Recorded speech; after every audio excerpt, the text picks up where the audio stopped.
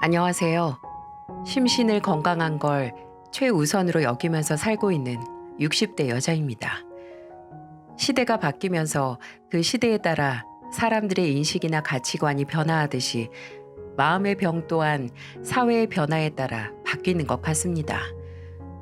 마음의 병은 그 사람이 처한 상황에 따라 다르고 그 상황의 특성에 따라 사람의 정서에 어떤 영향을 미치는지에 차이가 있으니까요. 하지만 어떤 시대이든 그 시대를 초월해서 공감할 수 있는 점이 존재한다는 겁니다. 도통 무슨 소리인지 가늠이 안 되시죠? 아마 제 이야기를 다 들으신다면 이해가 가실 겁니다. 한 가지 중요한 건 치유되기 원하는 것이 치료법의 일부라는 말이 있는 것처럼 마음의 병 또한 나아지기 위해선 본인이 아픔이 있다는 걸 인정하고 주변의 도움을 청해 받아야 하는 치료를 받아야 한다는 거이기도 합니다. 제가 살아온 시대는 마음의 병이라고 하면 그저 주변 어르신들은 배부른 소리 한다고 발 씻고 잠자면 다 없어진다. 등 따시고 배부르니까 쓸데없는 생각이 많아져서 그런다고 타박을 받곤 했습니다. 그나마 가족들이 하루 쉬고 맛있는 거 먹고 푹 쉬면 다 없어진다고 위로를 해주긴 했죠. 저는 그런 환경에서 자랐고 아마 저와 같은 시대를 살아오신 분들도 거의 대부분 그랬을 거라는 생각이 드네요. 어쩌면 공기 좋고 탁 트인 곳에서 평생 시간을 보냈기에 마음의 병 같은 건 걸릴 틈도 없었는지도 모르죠. 저는 전라도 시골 마을에서 나고 자라 남편도 전라도 사람을 만났고 다 큰 자식이 일자리 찾겠다고 도시로 나가기 전에는 도시 근처도 잘 안 나갔거든요. 전라도 구례에서 남편과 함께 소 축사를 하면서 하나 있는 아들을 키웠고 그렇게 자란 아들이 본인 한몫할 줄 알 정도의 어른이 됐네요. 어려서부터 책 읽고 공부하는 걸 좋아하던 아들은 본인이 좋아하는 걸 시켜주기 위해 당시 살던 곳에서는 마땅히 다닐 학원이 없어서 조금 더 나은 교육을 받았으면 하는 마음에 중학생이 되던 나이에 시내에 살던 친척집에 맡겼습니다. 거기서는 학교도 학원도 가까워서 애가 원하는 공부를 원 없이 할 수 있으니 나중에 후회하지 않기 위해서 한 선택이었죠. 아들은 고맙게도 부모님의 마음을 알고 또 본인도 좋은 환경에서 공부를 하길 원했기에 집에 오고 싶은 거 꾹 참고 공부에 집중을 했네요. 저도 남편도 가방끈이 짧아서 여기저기 입시다, 뭐다 큰 도움을 주진 못했지만 아들이 하고 싶다면 일단 전폭적으로 지원을 해줬어요. 부모의 무조건적인 지지와 노력에 힘입어 아들은 서울에 있는 이름난 대학에 들어갈 수 있었고요. 대견했죠. 그냥 필요할 때 아들이 말하면 학원 보내고 문제집이다 뭐다 산다고 하면 돈 보내준 게 전부인데 그렇게 좋은 결과를 냈다는 게 말이죠. 서울에 난다 긴다 하는 애들도 들어가기 힘든 곳을 턱하고 들어갔으니 대견할 수밖에요. 저도 남편도 저희 부부의 결실이라고 생각하지 않았습니다. 입에 떠줘도 못 먹는 게 사람 가능성의 차이인데 열심히 노력해서 좋은 결과를 낸 아들의 성공이라고 생각을 했어요. 아들은 4년 내내 장학금도 받고 못 받으면 알아서 가외를 해서 등록금을 벌었습니다. 그리고 20대 중반이 되는 나이에 대기업에 들어갔어요.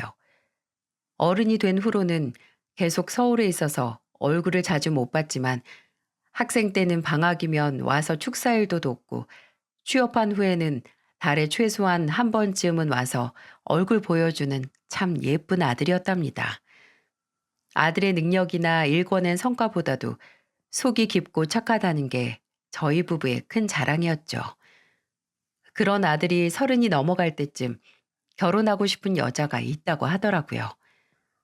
같은 회사에 다니는 동갑내기 동기인데 연애를 하고 1년 정도 지나 슬쩍 만나는 사람이 있다고 하더니 2년이 돼갈 무렵 결혼을 전제로 집에 소개시키고 싶다는 말을 꺼내더군요. 여보세요? 엄마, 다음 주 주말에 집에 가도 돼요? 집? 그래, 오고 싶으면 언제든 오는 거지. 부모 집에 오는데 무슨 허락식이나 받니? 새삼스럽게. 아니, 이번에 지희 데리고 가고 싶어서요. 엄마랑 아버지한테 소개시켜 드리게요. 그럼 데려와. 우리 예비 며느리 얼굴 보면 우리도 좋지. 지희는 고기 좋아하니? 지희 올 때 맞춰서 소고기 주문해 놔야겠다. 제일 좋아하는 게 소고기예요. 우리 집 소농장 한다고 했을 때 처음으로 한 말이 그럼 소고기 매일 먹었냐 였다니까요. 솔직히 저희 아들 정도면 공부도 잘해서 대학도 잘 가고 회사도 좋은 곳 들어가서 어디 내놔도 잘났다고 생각을 했는데 아들에게 들은 며느리는 저희 아들은 비교도 못할 만큼 잘났더라고요. 고등학교 때 성적은 전교 상위권을 유지했고 대학교도 수석으로 입학해서 수석으로 졸업할 정도로 엘리트더라고요. 며느리는 회사에서 제품 개발팀에서 일하고 있는데 거기서도 평판이 좋기로 소문이 나서 아들이 며느리와 사내 연애한다는 걸 알고 얼굴도 모르는 회사 사람들이 아들 얼굴 보러 찾아왔었대요. 며느리와 사귄다는 복받은 놈이 대체 누구일까 하고요. 저는 긴장을 바짝 했습니다. 소문이 날 정도로 잘난 며느리가 온다고 해서 대체 얼마나 콧대 높은 아이가 올까 하고 말이죠. 하지만 저도 나이가 들어서 그런 건지 괜한 자격지심이 있어서 그랬는지 참 사서 걱정을 했었네요. 약속된 주말에 아들과 찾아온 며느리는 세상 순박하고 착한 아이였어요. 두 손에 처음 만나는 시부모님께 드릴 선물을 바리바리 싸들고 저와 남편에게 해맑게 웃으면서 허리 숙여 인사를 하는데 참 누구네 집 딸인지 웃는 모습이 꽃같이 예쁘다고 생각을 했네요. 안녕하세요, 어머님, 아버님. 강지희라고 합니다. 그래요. 오느라고 고생했어요. 뭘 이렇게 들고 왔어? 현수 넌 뭐 했어? 네 색지 이렇게 짐 들고 올 때. 요 앞까진 내가 들었어요. 근데 본인이 산 선물인 거 티내려고 바로 문 앞에서 가져다가 든 거예요. 아, 그런 거야? 잘했네. 어서 들어와서 좀 앉아요. 다리 많이 아프지? 아들에게 꼼꼼하게 저와 남편이 좋아하는 걸 물었는지 한과에 전통주에 보리굴비에 화장품과 면도기 세트 그리고 꽃다발까지 보따리 장수 마냥 싸왔더라고요. 제가 바닥에 늘어진 선물에 놀라서 쳐다보니까 또 치아를 씩 내보이면서 웃더니 뭘 제일 좋아하실 줄 몰라서 조금씩 다 사왔어요. 라고 말하더군요. 보면 기분이 좋아지는 그런 사람이 있죠. 그게 제 며느리였습니다. 그 얼굴을 보니 뭐든 빨리 맛있는 걸 먹이고 싶어서 선물을 다 뜯어보기도 전에 미리 거실에 차려둔 상 앞에 앉혔어요. 그날 아침에 미리 아는 사람에게 싱싱한 한우를 시켜 받았거든요. 앞에서 바로바로 구워주려고 휴대용 버너를 식탁 가운데에 놨죠. 근데 자리에 앉자마자 며느리가 바로 옆에 있던 집게와 가위를 드는 겁니다. 어머, 그걸 왜 들어? 내가 구워줄게. 손님은 그냥 편하게 먹기만 해요. 어머님, 제가 진짜 어디서 소고기 잘 굽기 대회 있으면 상 받을 정도로 잘 구워요. 제가 어머님이랑 아버님께서 저 온다고 준비한 귀한 소고기 한 점도 아깝지 않게 맛있게 구워드릴게요. 일단 한번 드셔보세요. 주객 전도가 이런 건가 했습니다. 귀한 며느리 온다고 고기 구워서 먹이려고 했는데 본인이 잘 굽는다고 알아서 버너에 불 켜고 야무지게 고기를 굽기 시작한 며느리. 제가 같이 구우려고 준비한 버섯이랑 숙주도 알아서 옆에 자리 만들어 구우면서 어머님, 어떻게 숙주를 다 준비하셨어요? 제가 소고기랑 숙주랑 같이 먹는 거 진짜 좋아하거든요. 라고 말을 하더라고요. 그리고 저랑 남편 앞에 먼저 구워진 고기랑 야채들을 척척 올려주더니 이거랑 이거랑 같이 드셔보세요. 진짜 기가 막혀요. 라고 하는 겁니다. 정말 맛있었어요. 아니, 며느리가 앞에서 말도 참 맛있게 잘해서 고기 맛이 더 좋게 느껴졌어요. 우와, 이 로메인 상추 어디서 사신 거예요? 이거, 이거 현수 엄마가 우리 집 텃밭에서 기른 거지. 정말요? 저 이렇게 단맛 나는 로메인 상추는 처음 먹어봐요. 아까 들어오던 길에 빠지는 길 보였지? 거기로 나가면 엄마 텃밭 나와. 어머님, 저 텃밭 구경해보고 싶어요. 제가 꿈꾸는 취미가 작은 밭에서 채소 이것저것 잡히는 대로 심고 그거 수확해서 직접 먹는 거거든요. 근데 서울에서 자취하면 꿈도 못 꾸잖아요. 그럼 우리 텃밭에 지희가 좋아하는 채소들만 골라서 심을 수 있게 자리 내줘야겠네. 아, 너무 좋다. 어머님 그래만 주시면 저 매달 와서 야채도 심고 수확해서 가져갈래요. 구김살 하나 얻고 따뜻한 햇살 같은 며느리를 보면서 왜 주변 사람들로부터 평판이 그렇게 좋은지 알겠더라고요. 제 아들이 어디에 반한 건지도 충분히 이해가 갔고요. 이때까지만 하더라도 며느리는 참 좋은 집안에서 사랑을 듬뿍 받고 부족함 없이 자란 아가씨라고 생각을 했습니다. 제 단순한 생각이었죠. 나중에 상견례를 앞뒀을 때 아들이 말해주더군요. 그날 인사를 온 날 며느리가 홀어머니 아래서 자랐다는 건 들어서 알고 있었어요. 근데 편모 가정이어도 며느리의 어린 시절은 참 혹독했더라고요. 아버지를 초등학생 때 사고로 잃고 어머니와 둘이서만 살았는데 어머니께서 다리에 선천적으로 장애가 있었다고 해요. 크게 불편한 건 아니었지만 조금 쩔뚝거리는 정도라서 일을 구하기가 참으로 어려웠다고 합니다. 홀로 딸을 키워야 하는데 돈 벌 곳은 없고 며느리와 며느리 어머니는 참 열악하고 고된 시절을 보냈다고 해요. 그래서 며느리가 더 공부하고 출세하는데 죽자 살자 매달렸다고요. 그 얘기를 듣고 나서 사람이 밝아서 부족한 것 없는 환경에서 자랐을 거라고 생각한 제 자신이 참 부끄러워지더군요. 또 지금까지의 삶에서 그 밝은 미소를 잃지 않으려고 참으로 많은 노력을 했을 며느리를 생각하니 같은 인간으로서 존경심마저 들었고요. 그래서 상견례 당일에 사부인을 만났을 때 더 반갑게 느껴졌을 거예요. 혼자서 이렇게 훌륭한 딸을 키워낸 사람을 만났다는 게 같은 어머니로서 뜻깊게 느껴졌으니까요. 서로 마주보고 살아온 얘기를 하면서 자식들 얘기를 하면서 사부인이 지금까지 며느리를 잘 키우기 위해 얼마나 힘들게 노력을 할 수 있었는지 알 수 있었답니다.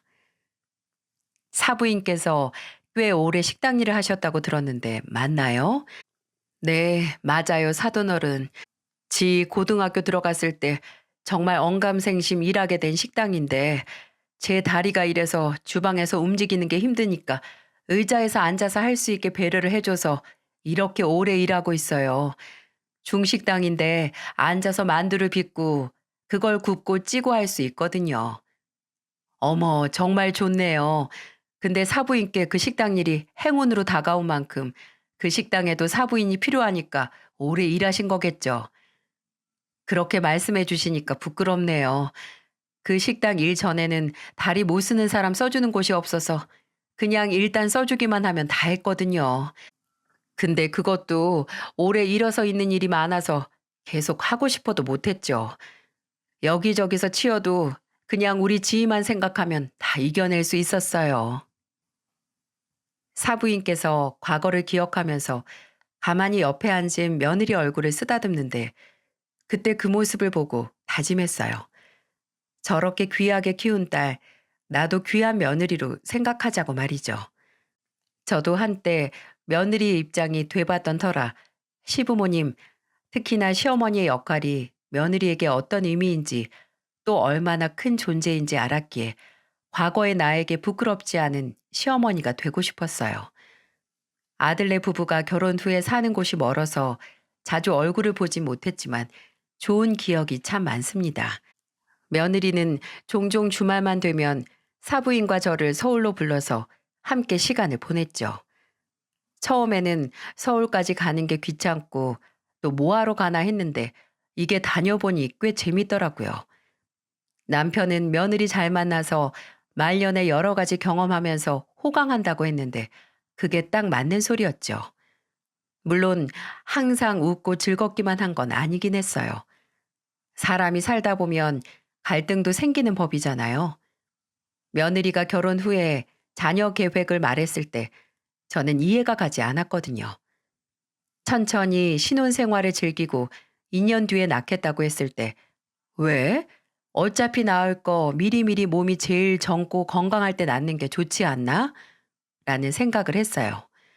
물론 며느리가 언제 애를 낳든 그건 제가 상관할 일도 아니고 전적으로 며느리와 또 아들의 몫이었지만 저도 참 고루한 사람이라서 그냥 며느리의 그 결정 자체가 신기했거든요. 못하러 그러나 하고 말이죠. 아마 며느리 입장에서는 그 결정을 이해도 못하는 시어머니가 답답했을 거예요. 근데 우리 며느리는 그런 내색 하나 없이 아주 조곤조곤 저를 설득했답니다. 솔직히 설득할 이유도 없이 그냥 그렇게 결정했다고 통보했어도 될 일을 참 오랫동안 저와 대화를 나눴네요. 몸이 제일 젊을 때 나오면 너도 애도 고생 덜 하는데 왜 2년 뒤에 낳겠다는 거니? 저 아직 33이고 조금 더 현수 씨랑 신혼생활 보내다가 아이 낳고 싶어요, 어머님. 또 지금 흐름 끊기지 않고 회사 다니고 싶고요. 임신하고 아이 낳으면 2년은 공백기일 텐데 조금 더 회사에서 제 커리어 쌓은 다음에 아이 낳아도 늦지 않잖아요. 그래, 늦는 건 아니지. 근데 우리 때는 일이다 뭐다 다 애 낳고 잘만 했어. 나도 현수 낳고 다음날 바로 축사 가서 일했다니까. 근데 저는 아이가 제일 부모 손 필요할 시기에 일하고 육아를 함께하기 힘들 것 같아요. 지금 일도 포기하고 싶지도 않고 애 낳고 애 곁에서 못 있어주고 싶지도 않거든요. 어머님께서 제 입장을 이해 못 하시는 건 아는데 전 그래요, 어머님. 저 아직 젊잖아요. 어머님 손주 빨리 보고 싶어 하는 마음 제가 너무 잘 아는데요. 이건 어머님께서 그냥 있는 그대로 받아들이고 참아주셨으면 좋겠어요. 아마 시간이 조금 지나고 조금 더 늦게 만나서 손주가 더 반가우실 수도 있으실걸요? 주변 사람들도 변하지 않는 적막한 시골에서 시간 가는 줄 모르고 있다가 며느리와 만나 대화를 나누면 시대가 바뀌고 있다는 걸 몸소 체험하는 것 같았어요. 아, 이게 바로 세대 차이구나. 요즘 여자의 삶은 이렇구나 하는 게 피부에 와닿아서 이 나이에 뭔가 배우는 기분이었죠. 그때부터 며느리가 인내심 있게 제게 조곤조곤 설명을 하고 설득을 하면 저는 하나씩 며느리 세대 입장을 이해해 나갔답니다. 저희가 이렇게 서로 가까워지고 서로의 입장을 잘 이해할 수 있었던 건 아마 한 달에 한 번 며느리가 집으로 와서 함께 텃밭을 가꾸기도 해서일지도 모르겠어요. 하루 종일 밖에서 흙 만지면서 일하고 또 대화도 나누다 보면 서로 모르는 게 없어지거든요. 지희야, 저번 주에 너 못 왔을 때 내가 오이고추 심었다. 사부인께서 좋아하시지 않니? 아, 그거 된장 묻혀서 먹으면 진짜 맛있잖아요. 그래. 아, 대추 토마토도 심었으니까 다 자라면 사부인 댁으로 보내면 되겠다. 며느리와 저는 흙밭에서 촉촉한 흙을 만지면서 서로 좋아하는 채소를 공유하는 것부터 시작해서 제가 젊었을 때 이야기, 막 결혼했을 때 힘들었던 것부터 시집살이 얘기도 하고 며느리가 학생일 때 이야기까지 참 조잘조잘 대화를 많이도 나눴습니다. 손은 계속 움직이면서 입도 함께 멈추지 않았어요. 그래서 내가 현수 낳고 바로 축사일도 하고 김장도 했다는 거 아니니. 우리 집에 떡하니 앉아서 나 일 하나 안 하나 감시하는 시어머니 때문에. 진짜 너무하셨어요. 어떻게 애 낳고 바로 일을 그렇게 시켜요? 요즘 같았으면 이혼감이었을걸요? 그때 아버님은 가만히 계셨어요? 딸 같은 며느리는 없다고 하는데 제 며느리는 만약 나한테 딸이 있었다면 이렇게 지냈을까 하고 생각하게 하고 또 동시에 참 편안한 친구 같기도 했네요.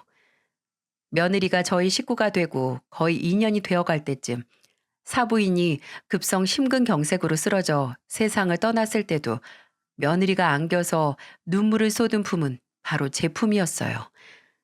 부모 잃은 슬픔은 겪어본 사람만이 알죠.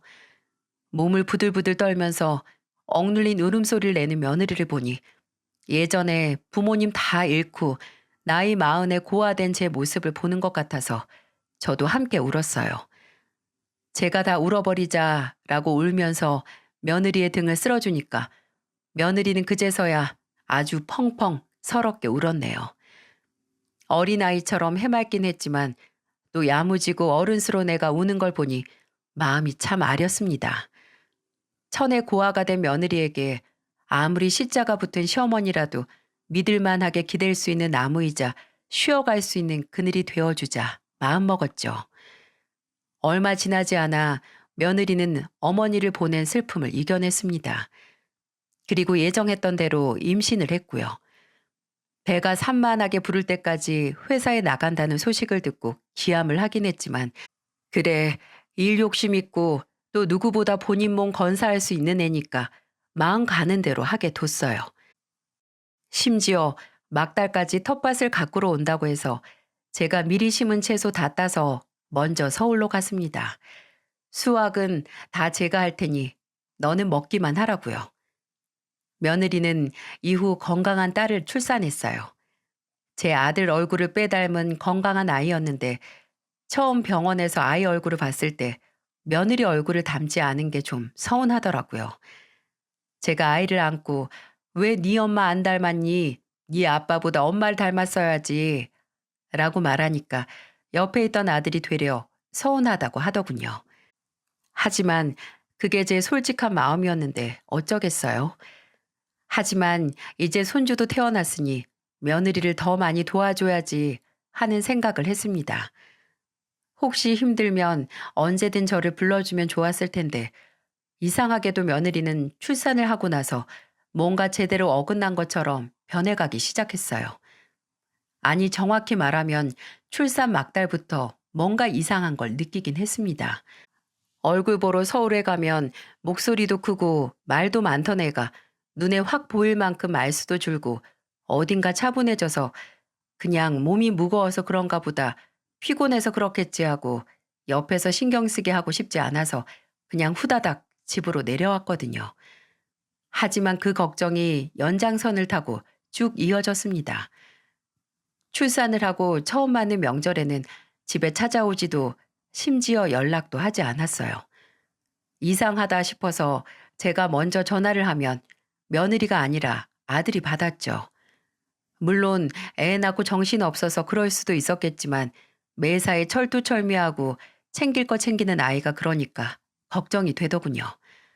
하지만 이거보다 더 의아했던 건 분명 애 낳으면 애는 아들에게 맡기고 어머니랑 텃밭 가꾸는 건 꼭 거르지 않고 할 거라고 하던 며느리였는데 3일에 한 번씩 전화를 하면 저랑 남편 안부 묻고 다음에는 꼭 텃밭 어떠냐, 뭔 많이 자랐냐 하던 애가 텃밭에는 일체 관심을 끊고 와서 보지도 않았어요.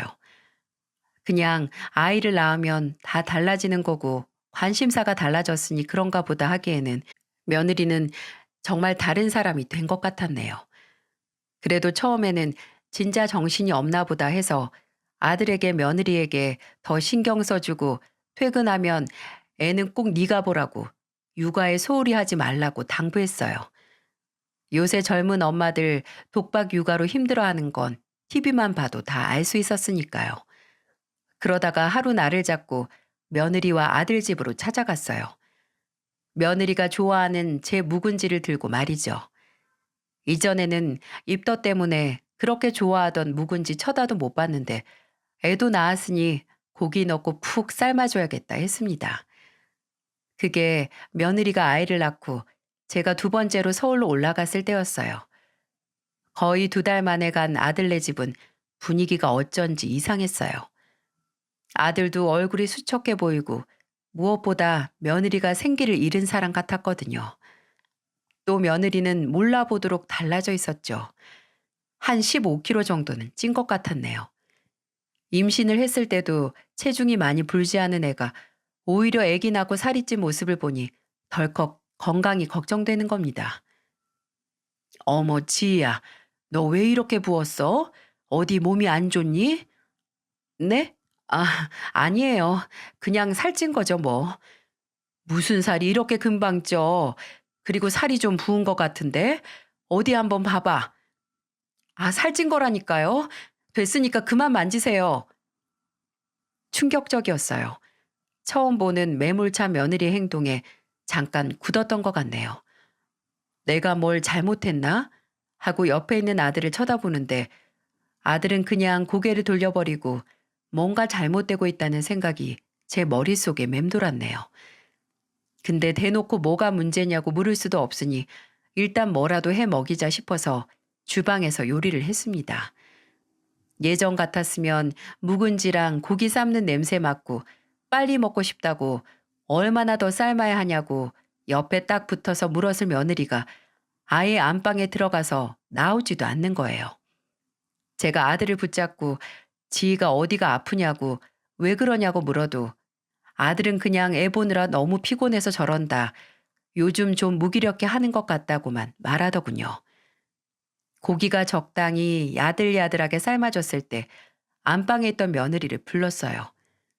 며느리는 불러도 계속 대답을 안 하다가 거의 10여 분 만에 나와서 털썩 식탁에 앉았습니다.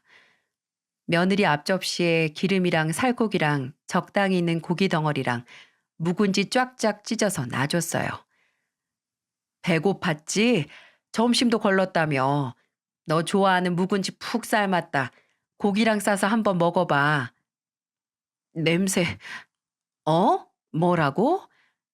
아우, 냄새 난다고요. 아우, 저 지금 이렇게 냄새 나는 거 먹을 기분 아니에요. 어? 아, 김치 군내가 너무 많이 나나? 근데 지희 너 이렇게 팍 익은 김치 냄새 좋아했잖니.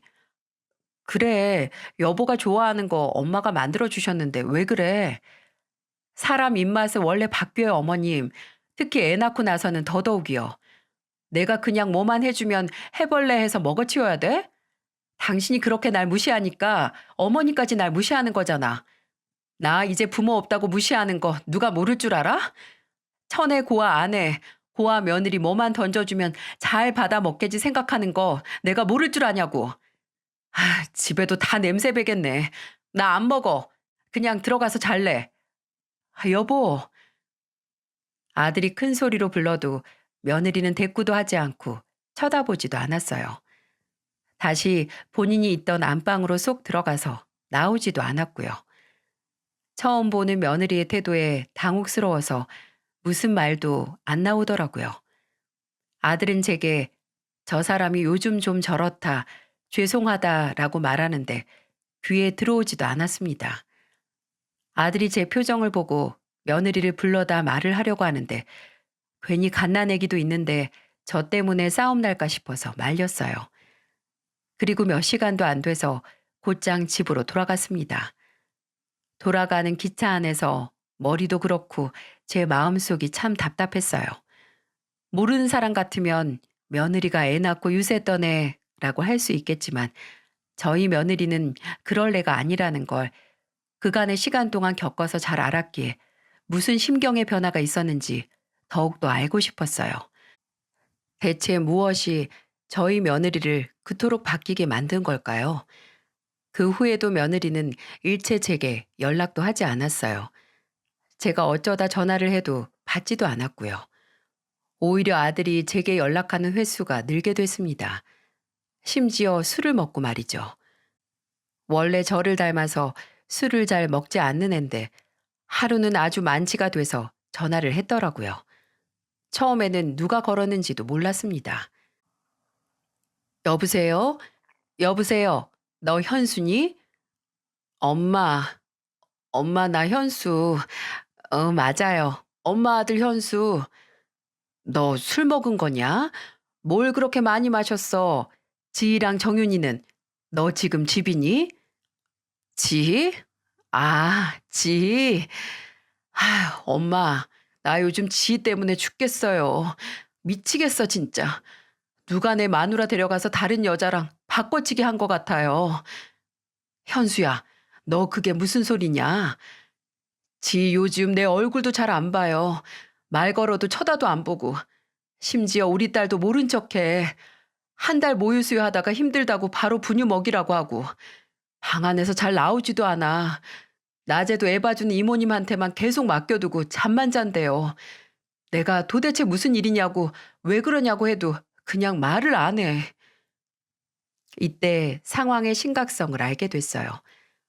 아들은 너무 달라진 며느리가 걱정돼서 함께 병원에 가보자고 해도 며느리는 누굴 병자 취급하냐고 화를 냈다고 하네요. 아들이 퇴근해도 얼굴은 보지도 않고 그냥 애만 맡겨두고 나 몰라라 한답니다. 아휴, 대체 이게 무슨 날벼락인가요? 아들에게도 아예 마음의 문을 닫은 것처럼 구는 며느리는 당연히 제게도 똑같았죠. 그렇게 한 반년을 며느리 얼굴도 목소리도 모르고 살았네요. 혹시 또 부딪히게 될까봐 아들네 집은 가지도 못했고요. 종종 걸려오는 아들 전화를 받고 매일 걱정을 키워갔어요. 그리고 반년 후에 응축된 모든 갈등이 폭발하고야 마는 사건이 터지고야 말았어요. 돌아오는 명절에 이번에도 며느리가 안 오려나 했어요. 오지 않는다면 굳이 부르고 싶지도 않았고 아들도 차라리 며느리 곁을 지키라고 하려고 했어요. 근데 명절 전주에 아들에게서 전화가 왔더군요. 축사 청소하다 말고 받으니까 아들이 이번 명절에는 며느리하고 손주를 데리고 가겠다고 하는 게 아니겠어요? 저는 이때 그래, 드디어 우리 며느리가 좀 괜찮아졌나 보다 하고 박수까지 쳤습니다. 거의 석 달 만에 보는 며느리라서 더 설렜던 것 같아요. 그리고 또 전과는 달라졌겠지 하고 희망을 품기도 했고요. 근데 명절 당일 아침에 온다고 하던 아들네는 점심때가 다 돼서야 왔습니다. 그리고 바로 눈치챌 수 있었어요. 두 사람이 싸우고 왔다는 걸 말이죠. 그걸 보고 아, 싸우다가 늦게 왔네 하고 바로 알았네요. 미묘한 긴장감이 흐르는 애들한테 왜 이렇게 늦었냐 물을 수는 없어서 그냥 바로 잘 왔다고 고생했다고 환영만 해주었어요. 음식 준비를 하던 걸 마저 하기 위해 주방으로 들어가는데 아들만 주방으로 들어가서 뭐 하면 되냐고 묻더라고요. 일단 아들에게 전 부치고 있으라고 하고 거실을 쓱 보니까 아우, 남편은 바닥에 앉아서 무릎에 손주 올려두고 놀아주고 있고 며느리는 소파에 아주 눕듯이 널브러져서 가만히 있더라고요. 제가 오늘 손 하나 깜짝 안 하려고 작정하고 온 게 눈에 보이더군요. 그래, 참을 인자 3번이면 모두 면한다더라. 좋은 날 오랜만에 얼굴 봐서 뭐하러 큰 소리를 내나 하는 마음으로 참았습니다. 저와 아들 둘이서 막바지로 음식 준비를 다 하고 다 같이 식사를 하기 위해 거실에 상 펴서 음식을 내왔죠. 물론 며느리가 좋아하는 소고기도 넉넉하게 준비됐었고요.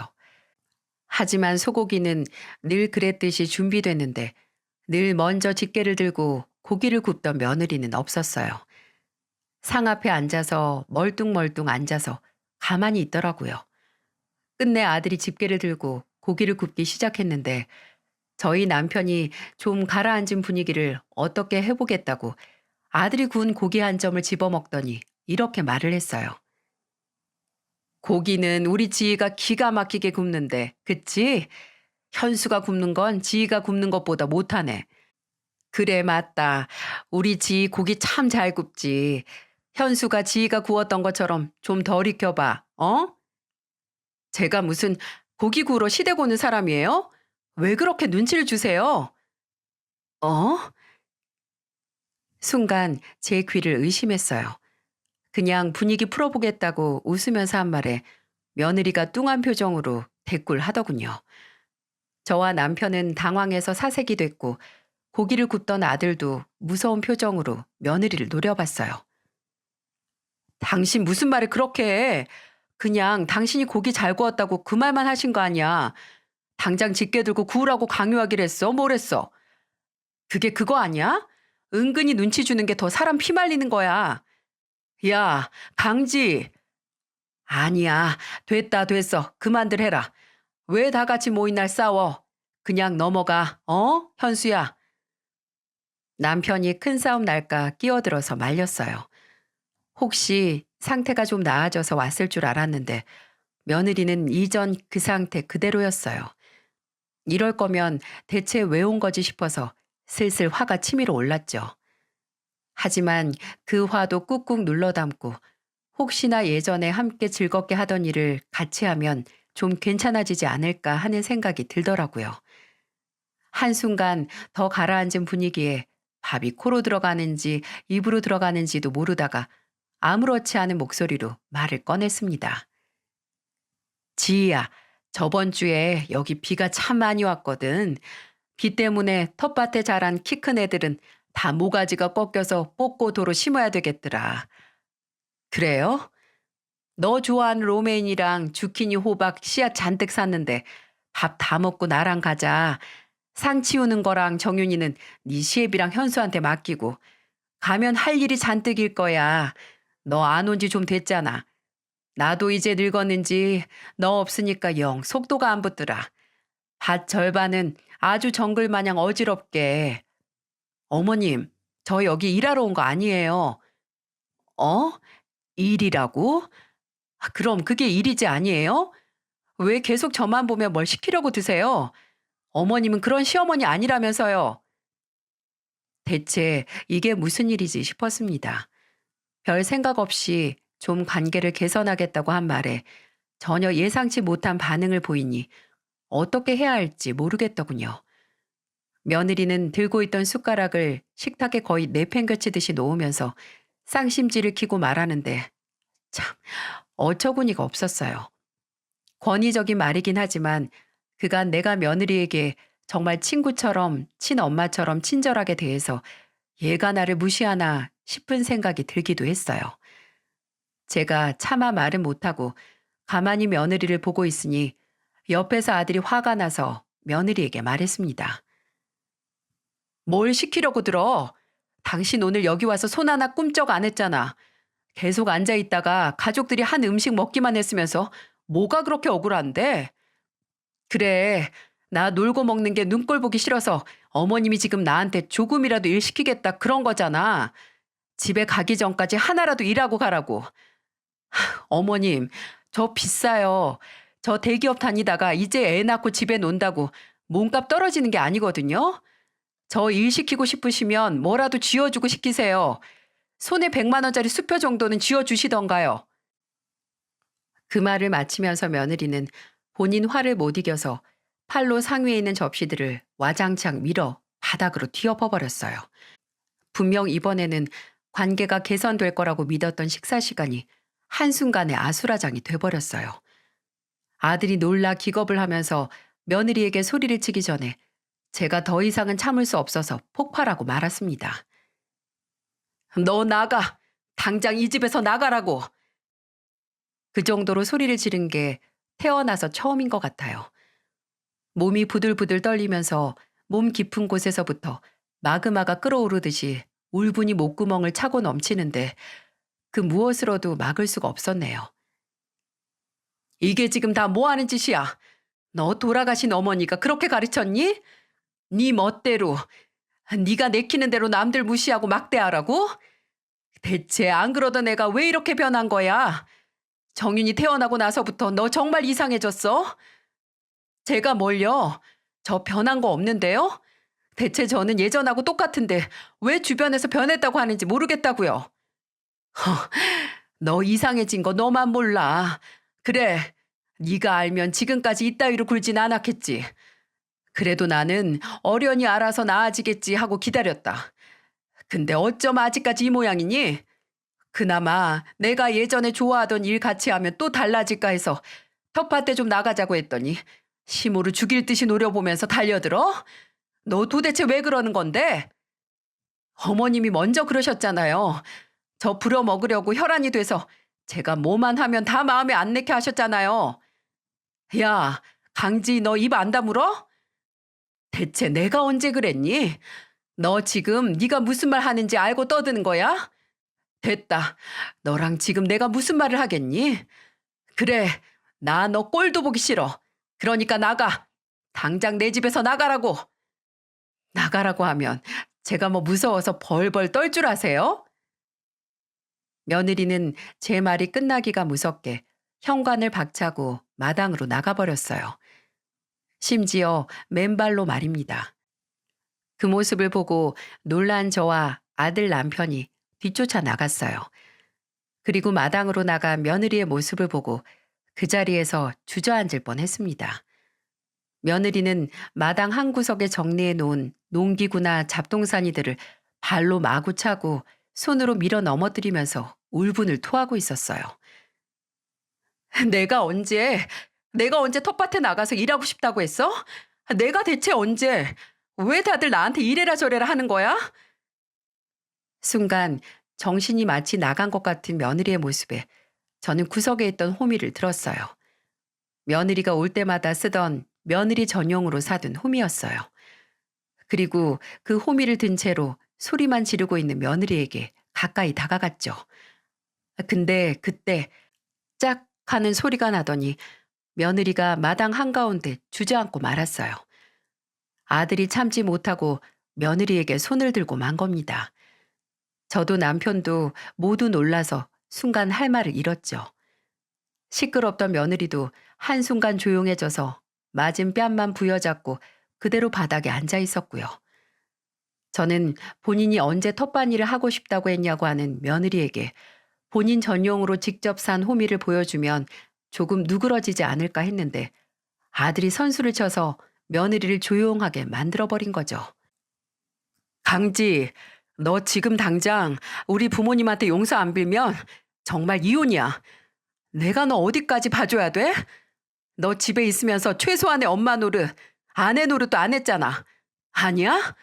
매일 힘들다, 피곤하다, 방 안에만 틀어박혀서 우리 정윤이는 돌보지도 않는 게 뭐가 그렇게 힘든 건데? 너만 힘드냐? 어? 너만 힘들어?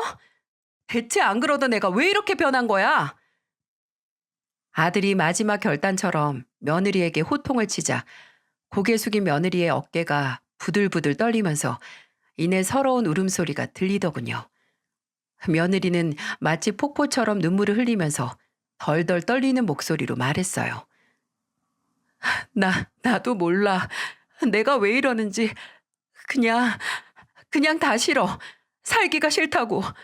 당장 지금이라도 눈 딱 감고 다시는 눈을 뜨기 싫단 말이야. 숨 쉬는 게 고통스러워. 사는 게 너무 고통스럽다고.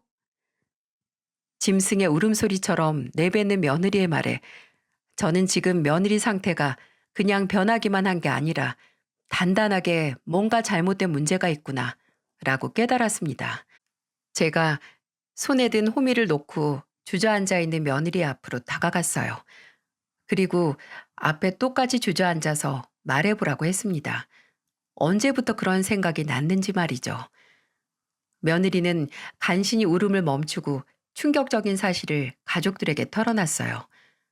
알고 보니 며느리는 손주를 낳고 한 달이 지났을 때 정신과에 찾아갔다고 합니다. 그리고 우울증 진단을 받았다고요. 그냥 가벼운 산후 우울증인 줄 알았어요. 불면증에 무기력증에 두통도 점점 심해져서. 근데 병원에 갔는데 제 생각보다 우울증이 훨씬 심하다고 하더라고요. 극심한 우울증에 이러다가 공황 장애까지 온다고. 그래서 우리 정윤이 모유 수유도 못했던 거예요.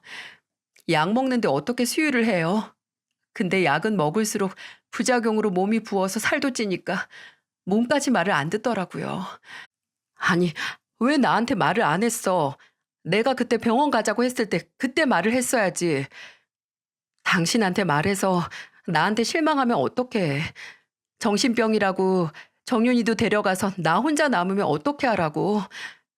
약 먹으면 당장 숨을 못 쉬겠는 증상은 없어지고 죽고 싶다는 생각은 안 드는데 하루 종일 멍해. 그래서 뭘 못하겠어. 이러다가 나중에 복직도 못하고 회사에 내 자리는 없어지고 또 그렇게 됐다고 당신이나 어머니나 다들 나한테 무능력하다고 실망하고 뒤돌아서면 난 그때 어떻게 살라고. 혹시 남들이 나를 다르게 볼까봐 무서워서 계속 감추었던 비밀을 털어놓는 며느리. 놀람과 동시에 너무 미안했습니다. 며느리가 아팠던 걸 모르고 그저 변했다라고 치부하고 오해했던 제가 어른으로서 가족으로서 너무 모자랐던 것 같았어요. 저는 두 손에 얼굴을 묶고 뭐가 무서운 건지 부들부들 떨면서 우는 며느리를 안고 말했습니다. 우리가 왜 지희 너한테 실망을 해? 지희 넌 우리 가족이고 내 며느린데 네가 뭘 해도 우린 널 안 떠나. 어? 그리고 지희 너는 괜찮아질 거야. 아니, 내가 너 꼭 괜찮게 만들어 줄 거야. 그러니까 이제 아무 걱정하지 말고 다 같이 이겨내자. 어? 우린 항상 네 편이니까. 저는 며느리의 마음을 이해할 수 있었어요. 저도 젊었을 때 한 번쯤 엄마로서의 나에게서 도망치고 싶었으니까요. 제 말을 들은 며느리는 끝내 제게 죄송하다고 하면서 얼굴을 들지도 못했어요. 제가 처음에 말했었죠. 치료를 받고 싶다는 마음부터 치료법의 시작이라고요. 며느리는 혼자서 약 먹고 버티던 걸 그만두고 이제야 가족들에게 도움을 요청해서 진짜 필요했던 치료를 시작하게 된 겁니다. 그 후로 며느리는 육아휴직 기간을 연장했어요. 그리고 제가 있는 시골로 손주와 함께 내려왔고요. 아들도 그간 소원했던 며느리와 거리를 두면서 서로 감정을 정리할 시간이 필요했고 병원에서는 제일 의지가 되는 사람과 시간을 보내면서 대화를 많이 하라고 추천했다고 하네요. 며느리는 그 의지가 되는 사람으로 저를 고른 거고요. 아들이 출근을 하면 하루 종일 아이와 있고 대화할 상대는 아이를 돌봐주던 도우미뿐이었던 며느리가 시골로 내려와서는 저와 그리고 남편과 함께 시간을 보냈습니다. 며느리는 눈에 띄게 상태가 호전되는 것 같았어요. 가까운 시내에 다니는 병원도 생겨서 거기서 상담도 받고 오고 계속해서 약도 먹고 있고요. 혹시나 다시 약 기운 때문에 예민하고 무기력해지면 저는 옆에서 묵묵히 기다렸습니다. 마치 없었던 딸의 사춘기를 함께 이겨내는 것 같았어요. 며느리는 요즘 습관이 하나 생겼는데 본인 속이 답답하면 텃밭으로 나가서 흙 위에서 아무것도 안 하고 앉아서 숨을 쉬고 명상을 하는 거였죠. 촉촉한 흙 냄새를 가만히 맡고 있으면 그래도 속이 좀 개운해진다고 하면서 말이에요. 한 번은 또 며느리가 어디 갔나 했더니 저 멀리서 텃밭 위에 가만히 앉아 있는 게 보이는 게 아니겠어요? 그래서 그때는 저도 가만히 곁에 가서 똑같이 앉아봤습니다. 제가 아무 말도 안 하고 그냥 묵묵히 있으니까 눈을 감고 있던 며느리가 조심스럽게 입을 열고 말하더군요. 어머님이 제 목숨을 살리신 것 같아요. 그때 어머니가 저한테 소리를 지르셔서 몸 안에서 계속 막혀왔던 게 뻥하고 뚫린 기분이었거든요. 아유, 그래서 나한테 그렇게 소리를 질렀니? 그래서 시원했어? 네, 어머님. 어머니께 죄송할 정도로 시원했어요. 그래, 그럼 됐다. 그런 거 다 받아주고 이해해주는 게 가족이니까. 또 그만큼 잘해야 하는 것도 가족인 거 알지? 알죠. 너무 잘 알아요. 네가 좋으면 됐어. 그래야 내가 하늘에 있는 사부인께 죄송스럽지 않지. 소중한 딸 나한테 두고 가셨는데 내가 또 잘 키워줘야지.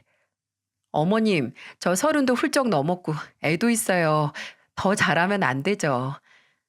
사람은 원래 눈 감을 때까지 잘하는 거야. 나도 너 만나서 더 자랐지 않니?